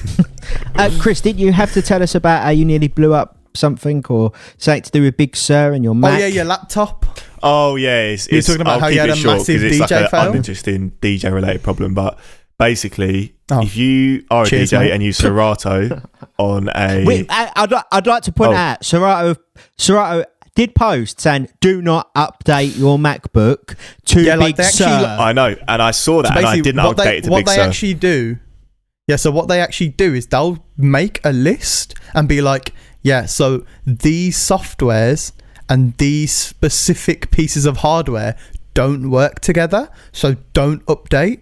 Like, it's a big thing. Like, I'm about to update my laptop and I read through the list and I was like, oh, does all the kit that I have actually work with this update? Because I'm not going to the last version. I'm still going 2 versions before that on Serato and on Mac OS because I actually care about my laptop not dying mid-set. But you carry on, Chris. Yeah, well, I didn't update it to Big Sur. I went for Catalina and... turns out it didn't work. Serato doesn't work properly with my DJ equipment. And yeah, it was a bit of a scary. It was like 3 a.m. I wanted to like stream the following night and the day after. And it was like I had to basically switch out the operating system whilst transferring like 15,000 songs from kind of like my iTunes to the new app. And it was all like, and it didn't work. So in the end, yeah, all the songs onto a hard drive. So what piece of kit didn't it work with? The DJM 900 Nexus mixer. Have you got the updated driver? I updated the driver, yep. I did all of that. Did you get the latest version of Serato as well? The latest version of Serato. I did the whole thing. And have you got the firmware? Everything. I plugged the firmware, plugged the for the Nexus, did everything, and I just couldn't get it to work. So I was like, do you know what? That's it. I just kind of backed everything up and then downgraded. So what are you on? High Sierra now. I've taken it down to High Sierra. That's what I'm on High Sierra as well. And it works great. I'm on Mojave, I think. I'm on the last version of Mojave and I really, really don't want to upgrade. I'm really worried because obviously I want to eventually go to Catalina and then Big Sur. But like I need to read like a Serato forum or something. Like, they've fucked iTunes and music so hard. And Serato because like literally I don't know anyone who hasn't had a problem with Serato. Like because of a Catalina or Big Sur update, and I get phone calls every week because I'm like generally pretty clued up with like the software side of stuff, and I generally share that kind of stuff on our WhatsApp groups and shit like that. I'll get calls from like friends and be like, yeah, and they'll be like, haven't spoken to them for 6 months, and they're like, yeah, you're right, yeah, good, and you do the classic, oh, so how's gigs? Oh, funny you should say that. Basically, my Serato's completely fucked up. I was just wondering if you could help me. And it's always I've updated to Catalina. And it's always that thing because you've got to tick the box to say allow mic input or access or some shit. I don't know. But the thing is, Big Sur. Did you not even get that far? No. On my, I just took it back. On my, I just went back. Yeah. On my music production MacBook, the Big Sur operating system works amazing. I literally love it. It's amazing with Logic. I actually quite like the new iTunes/music setup. It's just Serato, and I don't know if there's a way Apple need to like. How old is your the laptop? Your DJ I don't know, one, mate. I think maybe 2014, maybe. Yeah, it's getting to that time now where you know when there's like people when I read forums and they're like, oh yeah, well I have a 2008 MacBook running Yosemite. Yeah, it's mad. You're like, what, like or like El Capitan, and I'm like looking on like the Serato, like the Pioneer drivers, and I'm like, why have they still got one for El Capitan? And then I read the forums, I'm like, oh, that's why. Because cunts with a 2008 Mac will not upgrade. But it's because it's a bit like, you know, like the phones go really slow. Yeah. To preserve battery, the laptops do the same thing, where they just can't handle that because it wasn't made for them. So it's just so slow. I really want a new laptop, but I really, really don't want to pay £4,000 for a Mac. But I also don't want to be a PC wanker. No, Pav, I'm not sure we could have you on the podcast if you had a PC, mate. I don't trust people with PCs. This is my worry, is I want a new Mac as well. But obviously it's going to come with Big Sur or Catalina. And I'm assuming if I... You can't downgrade. That's the thing. Oh, you can? If you've got a time machine backup of another device, then you might. I don't time machine, but I do it. I back it up separately. But my point is, if I'm putting everything, like all my music and Serato onto a new laptop, I'm assuming it'd be a bit easier because I'm not updated. It's that laptop's that used to work. I get what you mean. The workflow into iTunes and stuff isn't fucked because the music's still on. I'm not separate, updating. Yeah. That's the set system, and I'm putting everything on it. I need to get on a Serato forum and see like what people are saying and what the workaround is, what Serato have said. Because where I knew I wasn't gonna be working on Catalina anytime soon, I've not bothered. Yeah. Okay. I've been thinking about just buying a refurb Mac. To be fair. A lot cheaper. They're worth it. Fuck me. They're worth it, depending on what you want it. If it's for DJ, 100% worth it. Well, I might keep this one for DJ and just buy a new one for everything else. 100, even more worth it then. Yeah. I'm too scared to change this as my DJ laptop because I've got proper USBs. Oh, yeah, God, yeah. You go to USB-C. Yeah. I'm just waiting for someone to buy me a Reloop stand hub for Christmas. So... Santa, if you're listening. Or Reloop, if you want to gift us. Okay. Should we do What's Your Order, Pav? Because that's What's your order? That's why Tell me what's your order. Sorry, that's the jingle. No, you're more than welcome to do the jingle. Because that's why people listen these days.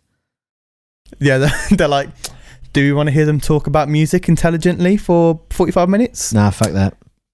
Do we want to know what Chris shits out on a Sunday after his sitar? Well, you're about to find out. Oh, wow. Well, I'll go first. What's your order this week? It is Indian food. So we said we're going to do starter, main, and then your naan and rice, like whatever you have, like just pick. So I go to the Covered Wagon pub, Mixed Grill pub in Birmingham, Moseley. You should all check it out. If you want to do a meet and greet, you should just go there and I will probably be there. If you want to do a meet and greet... I'm like, we don't have to organise one. Just go there, and I'll probably at some point pop in. Well, like it is actually my local, so it's a good 7-minute walk from my house, and also then I can have a curry as well. So it's pretty perfect. But so if I'm going there, starter is normally a sharing thing, and we'll get like some mixed grill. So it's like chicken tikka, bit chicken wings, shish kebab, lamb chops, that kind of thing. I'll bang that for starters usually. Then if I'm going main, I'm hitting either I'm having a butter chicken, nice, or I'm having a bit of saag paneer because that's my vibe. Either one, nice, with mushroom rice. Yeah, ooh, yeah, curveball, like that. And then naan wise, I'm going garlic naan. Or I'm going, they do one which is a garlic cheese, which is like cheese on like normal like cheddar on top with like the garlic butter. That's pretty good. If you're feeling really good, they do the garlic chili cheese, which is just basically the same thing, but they chuck about 6 green peppers on top cut up, which also is great for when you're eating. Like the intake is pretty good, but the outtake is not as good. Oh, lovely. Can I do my order? Yeah, go on, Wade. Before, do you guys want to rate the order? Give me a rating out of 5 drinks. I would, and obviously with a pint of Cobra, because if you don't have Cobra with an Indian, you're a nonce. That's a fact. I would give that a 5, like straight out 5. That's a 5. Like, it's a classic order, innit? It's a 5. Can't fault it. My order is, I get some of the stuff you get, but I'm gonna, because it depends who you go with as well. Yeah, that's the thing. It's a very dependent thing. I'll do it as if we've all gone together, because that's the best way. Oh, go on then. So for starters, I normally get like a prawn puree. Yeah. Or a king prawn puree, depends what I'm feeling. I normally go with prawn, but if I know it's a place that does good king prawn, then king prawn. And papadums with the chutney and the the pickle. No, sorry, you know what it is? I've made such an assumption. Like now, one of my friends has got one of these mixed grill pubs, and if I order from him, because it's in West Brom, which is like a good 12 miles from my house, but he will jump on the motorway on a Sunday and drop some food off to me because we're boys like that. And it's like half an hour for him then. I don't have to say, can I have some poppadoms? Because he knows that that's just a given now. Yeah. Because when I go out for an Indian, we're ordering poppadoms, but we're not ordering a set amount. So if normally you go one per person, wrong. Same. Wrong. Because you need at least 2 per person. And the reason why is the mint chutney is a palate cleanser. Agreed. So when you're halfway through the munch and you're like, fuck, I can't eat anymore, but you've got another 7 curries and there's only 3 of you there and you got to finish it because you're thinking, shit, well, we spent 100 quid on this now, let's go. You have half a poppadom with a shit ton of mint chutney. You ready for the races? It's there for the next one. Yeah, I agree. Carry on, Wayne. Okay, so prawn puree as standard, poppadoms with lime pickle or mango pickle. I prefer lime, but I rate that. Mint chutney and mango chutney, but that's normally a table thing. But let's just, I'll say it for all of us then, because we all get the poppadoms. Yeah. Okay. And for a main, it depends. I really like prawn curries. I also really like prawn curry. So it depends what I'm in the mood for. A standard prawn curry, like a prawn bunna, I think is like run of the mill, mushroom rice. If I'm really hungry, I'll get a lamb biryani as well. Yeah, that's a rated order, to be fair, mate. Yeah, what would you give that order? Thanks.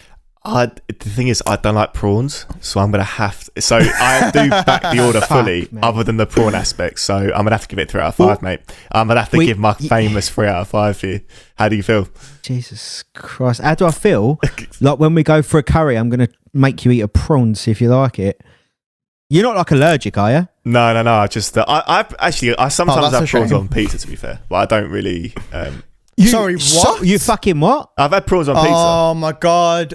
Guys, I just want to confirm that me and Wade aren't nonces, but Chris I've might had prawns on pizza, and that was alright, but I don't really go... I bet you it was prawns and pineapple, wasn't it? I don't go that far. Did you listen to Dutch Valley while you was eating it? Oh, topical. Nah. While his mind was telling him no. Right, come on. Pav, what would you rate my order, Pav? I'd give it a 4 because I like everything on the order, but that's a lot of prawn, for one consumption. So more time, if I was going prawn main, I wouldn't, because prawn is a very strong taste. I love prawns. I don't think I could do prawn main and starter, but I do like prawn curry just generally. The problem, I feel like I'd mix it up for the starter. See, the problem I sort of have is when we go, it's like we do a starter, but it's not like, oh, you have that starter. It's like a communal starters. So there'd be prawn puree, there'd be I hate that chicken tikka, there'd be tikka lamb chops, that type of thing. So it's a bit. I don't like that. Yeah, it's a bit annoying, but no. Unless you're getting mixed grill, it's not for me. If I go to a nice Indian restaurant. Oh, I forgot. I forgot as well, and a garlic naan. Yeah. Any rice? You're not a rice guy? It depends. If I get the lamb biryani, then no. If I don't get it, then I normally get mushroom rice. Yeah, the mushroom rice is a vibe. Yeah, or it's very rare I just get palau rice, just because I can make that at home. Yeah, see, if I'm going to a nice place and everyone's ordering their own starter kind of thing. Yeah. As in if it's a mixed grill, it's a lot of fucking meat.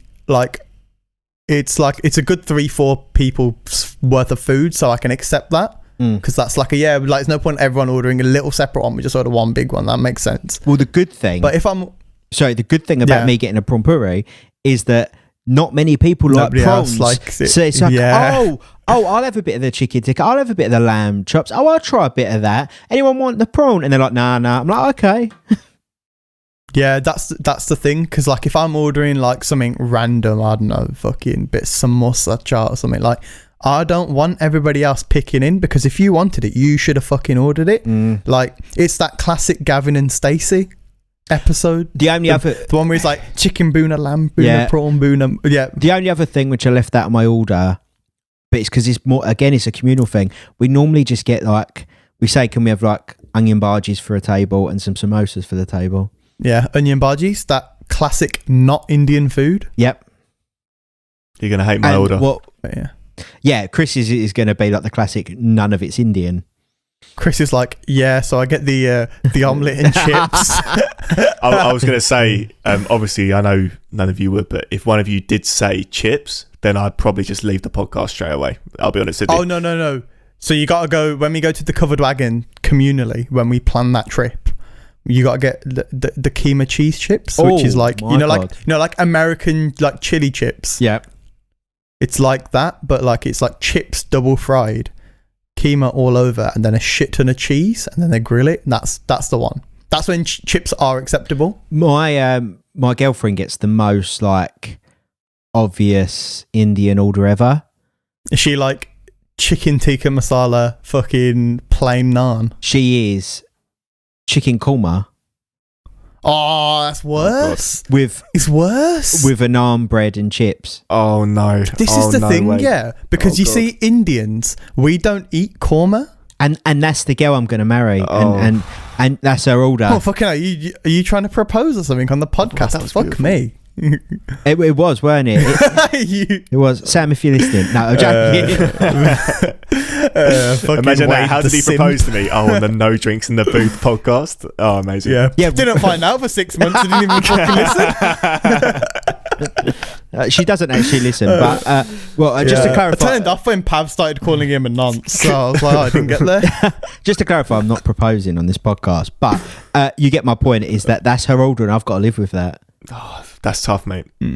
Chris, please tell us your order, because we actually want to know. Yeah. Me and Pav are really like, because we haven't spoke about what we order off podcast, but for me, as a man of my Asian heritage, I'm super interested to know what you order. Hashtag big up the brownies. Well, so a bit of essential backstory. My mum and dad are vegetarians, and I was like raised vegetarian. So when it comes to curries, I kind of come from like a vegetarian angle. But now Chris will actually put meat in his mouth at all opportunities. That was I fell right into that one, to be fair. To be fair, on this podcast and some of the stuff he was saying, he definitely had some meat in his mouth. We've basically gone from Chris, so my parents like made a conscientious life choice to be vegetarian, and I'm like, Chris, you sausage jockey, let's get into it. And this is why we have Pav on the podcast. Brilliant. Right, so I come to curries from like a vegetarian angle. So unfortunately, this is where you're not going to like it, Pav. Obviously, starters. I mean, in fairness, mate, like literally 3/4 of India is vegetarian. Yeah, so that's like we're actually weird for eating meat. Because they don't eat meat there. It's not a thing. I'm not really big on starters, but unfortunately, when I do get starters, I do get onion bhajis. That is just the vibe. Like it's always onion bhajis for me. What about no vegetable samosa? Because you can have that. I don't normally go for samosas, I don't not like samosas, but if we're eating out or takeaway or whatever, it's always onion bhajis, really. With obviously poppadoms. I can live with an onion bhaji because it's lime pickle. And thank God you said about that poppadom thing, Pav, because obviously you get 2, if not 3, and you keep the chutney tray for the whole meal. Just saying. 100%. I'll be honest, like I said, so like when I go to my mate's pub, I'll do the order and I'll say, oh yeah, sort of some poppadoms out as well, and we'll be sitting in the pub, and if there's like 3 of us that are eating, he will bring a plate, like it looks like the Leaning Tower pizza, like, because he knows we're going to go through at least 7, 8 like between us, so you just got to keep having them on tap. This is where Indians, this is just a little quick rant, Indian takeaways, stop being cunts and charging £1 a poppadom or whatever the fuck you charge. Like, it fully costs you about 7p, you cunts. Well, there you go. You get well done over, because mine cost us 20p a poppadom. Is it? Yeah. Mate, listen, you go out in Brum, it's at least £1 for 2 poppadoms minimum. No, I think they do. Minimum. I think it's, 20p for a poppadom. Fuck me. Are they like big size? Are they like the dinner plate size poppadoms? Are they like they're proper. They're the proper ones. Oh. Fuck me. They obviously know. Like, they just fucking know. It's because they're actually like a good 3p to buy, and then they just have to fry them for like 3 seconds and then take them out. Yeah. Chris, please carry on with your order. So onto the mains where the magic happens. So normally mains, vegetable biryani, then a sagaloo side dish, then a vegetable Noor-Jahani side dish, curveball. Oh, fucking hell. Then with a raita on the side as well.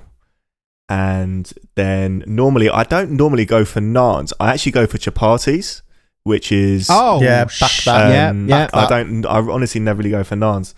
And yeah, I think that's everything. Is that everything? Yeah, I think that's everything. Yeah, that's my order. I'll tell you what, the start I was a bit like meh, but you've really, really pulled it out of the bag for the main. I am to please, guys. Thank you. Like, are you sure you're not Asian? Because that was very... Maybe I've got something in me. I'm not saying I have. I'm just saying maybe I do. You know. You got a bit of Asian maybe. in you. Somewhere deep down. A bit of Asian persuasion. What do we rate Chris's order, Pav? Oh, 2. Whoa. Look, hold on. Whoa. Why 2? I want to know. One is for poppadoms and 2 is for sagaloo. What? Well, I don't get it. Why are you rating me a 2? I'm confused. What didn't you like about it? Because it's a dead order, bro. Okay, fair one. First of all, vegetable biryani, not a thing. Yeah, it don't exist. It's not. It's literally not a dish. Like, biryani was made so that they could put meat in it. Yeah. Well, there you go. And also, it's not Indian, it's Pakistani, so that's a whole different kettle of fish. Like, we've been split for enough time for me to know that. To go into the different regions when you of guys Asia. split us, that's when it stopped becoming Indian. Well, just for reference, I gave it a 3 because it's not a bad order, but I wouldn't order it. I would still eat it. Yeah, same. So what? Quickly, we've got time. What would we all, if we all went to an Indian? Because an Indian's like more of a communal sort of meal together. It's not something you kind of have to not be you can't be a non-sharing cunt, really. Well, it's not like a Subway where it's like just for you, or like it's a sharing type food. Have you ever been to Subway and bought 2 footlongs and then swapped with someone? No. Yeah, good. I'm just checking that none of us were dickheads. No, well, Chris has gone Chris, quiet. you've not said anything, so Chris is like, sorry? Oh, fucking... we split it into smaller pieces and we go 4s. Have you ever been to... I don't know if you know, Chris, but we're actually recording a podcast. Oh, really? So if you could pay attention to what we're saying, that would actually be quite helpful to the content. Yeah. Have you ever been to Subway and with someone else and bought 2 footlongs and then swapped a half each? No, I don't think I've actually ever done that. That's good. I was just checking that none of us had done that because that sounds fucked up. That's some simp shit, that is. Right. So to round off this Pavs Wash Your Order, I think we should all do our order as if we was all at the meal together. Because a lot of the stuff is sherry stuff. Yeah. Do we agree on that? Not agree on that? Like we can agree on a communal no drinks in the booth order. What about? Yeah, let's go. If I do eat meat at an Indian restaurant, I do go for the tandoori chicken. You do and you have, because we've been for an Indian together and you ate meat. True. Okay, let's start with. Giving all these hypotheticals like, oh well, I love the animals when I go to the Indian.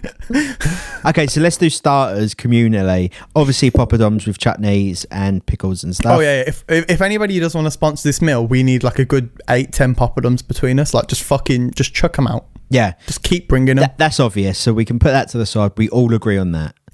It's like when you watch those TV shows and they're like, oh yeah, when my drink's getting empty, just keep coming and refill it, and then they like slip them a 50. Do that with the poppadoms, except we're not slipping you a 50 because we're all broke as fuck DJs. Yes, we are. Okay, so we agree on the poppadoms, the chutneys, and the pickles. Yes, all 3 of us. Good. Mm-hmm. Okay, yeah, we'll back that. What are we doing starters communally? I'm getting my prawn puree, fuck yous, because I love that. Oh, well, me and Chris are sharing a cheeky mixed grill then, aren't we? That. And I'd most probably get some samosas. Yeah, I'll back What about onion bhajis, Pav? That's my normal starter. I mean, it's not Indian.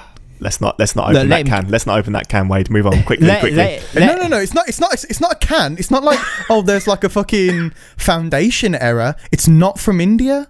Like, it's not even from near India. It's from this small island in Europe called the United Kingdom. Oh, I've heard of it. Yeah, Equally, yeah. It's like, I don't know if you know this, but chicken korma is also not Indian, but yeah, we don't. In India, we don't have like different curries like that. No, it's just a people curry. People just make fucking curries and they taste different. Yeah. Like a couple of them have different names. Like a do piazza is a different curry because do piazza literally means 2 onions. It just means you put more onion in it. Like, that's the level that we've got to, that we're naming curries based on ingredients. Like, that's it. The chicken tikka masala story is literally this guy in Scotland was eating a curry, and then some guy had like he basically made like a really mild curry because he had ulcers. Yeah. And he was eating it, and then some guy ordered a curry the next day, like a postman, and he was like, "Oh, it's way too hot. Can you make it?" And a bit dry. He was like, "Can you just like chuck it in a sauce and make it a bit milder?" And he found that he had like a tin of tomato soup which he'd been eating because he had ulcers. He chucked it in, stirred it, gave it to the guy, and that's the chicken tikka masala. Like, it's basically sponsored by Heinz Soup. Okay, like, it is soup. It should come in a tin. Yeah. Back to our order. So, yeah, no fucking onion barges. Okay, mains, everyone. We kind of got to go a bit sherry, innit? Well, I'm sorry you don't like prawn, but I'm still getting my... Oh, I love prawn. I'll 100% back a prawn curry. Fantastic. All day. In fact, even a king prawn. I love, there's a place by mine, do king prawn curry with mushrooms in it. Oh. Like as a balti, and that is banging. Well, actually, I've just come to a conclusion with facts. We can't do this whole sherry thing because Chris ain't eating meat. No, I eat meat. Chris basically becomes like a devout Hindu when he walks into any Indian restaurant. Have we eaten meat in an Indian restaurant? Come on. That sounds wrong. Chris becomes a Pooh Watson when he comes. Come on, let's finish the order. Come on, what do we want? Yeah, he's got the head bob and everything. Chris, we're waiting for you. Well, I mean, I would say I think obviously vegetable biryani is something I wanted, but you guys hate vegetable biryani. No, biryani's not a vegetarian dish. It's either never chicken or lamb. Yeah, honestly, guys, it's not a dish. There's not much in Indian restaurants I don't like, so I'll eat whatever you guys want. Look, let's. I'll be honest. Like, I normally get put in because we go to the Covered Wagon a lot, and I tell everyone to go there. I normally get put in charge of ordering. People are like, "Oh, we'll just have whatever's good," and I'm like, "That's the worst thing you can say," because I will order some weird fucking shit, and you got to sit there. This is why I would never say to Chris, "Oh, just order what you like," because he'd be there like, "Yeah, can I get a vegetarian biryani?" And like, no, nobody's doing that. And you're just there and you're like, "Oh, what's this?" "Oh yeah, it's just a fucking piece of broccoli in your rice." Sounds good happening. To be fair. That's not happening. We're never going to agree on this order because me and Pav would just I feel like we order. Could. Go on, Pav.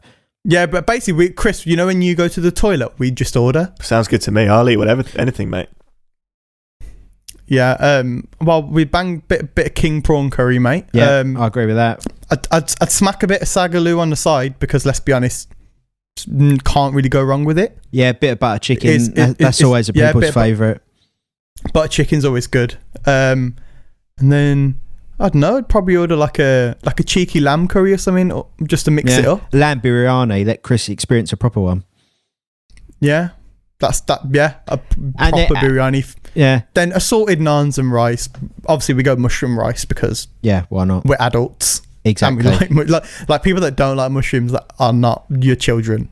Well, it's just a thing. Do you know what it is? Like, unless you have an allergy to fungi, like, you can't just fucking eat the mushrooms. Pav, what is on the menu for next week? What are we ordering? I'm really glad you asked. After fucking prawns on a pizza, I guess it's pizza next week, Kenny. Pizza. God, yeah. So I want you to pick crust, toppings, like what thickness pan you get. Mm-hmm. Okay. And I want to know where you get it from. Mm-hmm. Mm. Obviously, you're topping and all that shit. And if you buy anything on the side, because like my dad has a thing where if we go and buy pizza, he can't have pizza unless he also buys a bag of chips. Okay. But he won't finish the chips or the pizza. So we just end up with too much food. But he's like, I can't eat one without the other. So if you got any shit like that, chuck it in like you buy some fucking potato wedgies or whatever. I feel like this is going to be a good one because my order's quite simple, but I feel like it's going to be mine is as well. I feel like Chris is going to be like, I have aubergines and prawn with an egg on a pizza. Oh, that sounds good. I bet it fucking does to your bland taste buds. Right. Bit of Asian aubergine. I think that's everything this week, unless anyone wants to add anything. That sounds good, man. What a great pod. Another classic episode, man. Another classic episode in the bag. As always, you can find us on Instagram, Facebook and Twitter, No Drinks in the Booth. Make sure you listen to our Spotify playlist, No Drinks in the Booth, and our YouTube playlist. You can guess what that's called. It's called No Drinks in the Booth. From me, Pav and Chris. See you later. See you next week. Peace.